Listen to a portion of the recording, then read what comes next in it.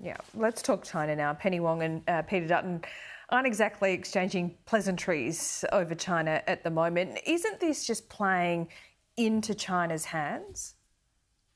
Yes, and that's why it's so irresponsible that Peter Dutton wants to weaponise Australia's foreign policy in a domestic election campaign. And what's even worse is it seems like he's not even just doing it for the election campaign, that there's internal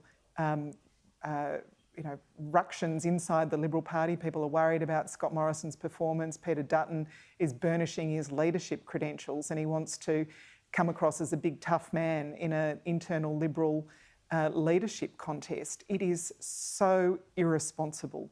Labor always seeks to be bipartisan on issues of national security and our foreign policy, and I think it's beyond childish to see Peter Dutton trying to use foreign policy as a domestic political weapon.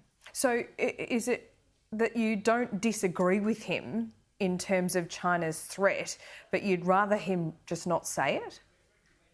I'm not going to start getting into hypotheticals about our foreign policy. We have a strong, good relationship with the United States, with the United Kingdom. We see in the AUKUS arrangements that being taken a step further. Labor's been very supportive of that. We also recognise that China continues to be a very important partner for Australia, particularly for our export markets. The Australian economy is very much tied up with China's success.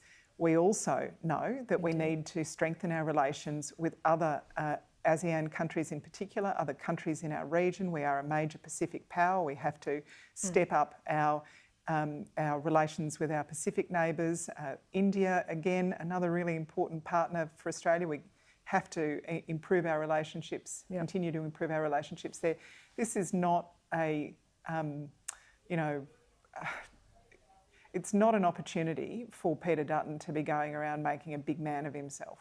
Well, Labor, on another issue, has just promised to elevate women's safety to a national priority. How are you going to do that? Well, we know that too many Australian women face domestic violence at home. One woman is killed every week on average in Australia, and quite often people say, why didn't she leave? And the real question is, where would she go? About half of women who approach a women's refuge every night are turned away. And Labor has a plan to make sure women have a place to go and someone to help them. We've already announced some time ago our plan to spend $100 million building more emergency accommodation, 4,000 new homes for women and children fleeing domestic violence. Today we've announced the component that goes to someone to help. We've said 500 new community workers should be employed across the country, half of them in regional areas, to make sure there is someone there to help. So women will have a place to go and someone to help them. We've also announced a new Domestic, Family and Sexual Violence Commissioner to make sure that when we have our next national plan on violence against women and their children, there is a strong body to hold government and other levels of government accountable for progress in this area. A Liberal insider told me, quote, that the government has a diabolical problem with women. Would you say that's about right? And is it a vote changer in your view? Look, I think Australian women who marched for justice not so long ago were saying very clearly that they are angry at this government.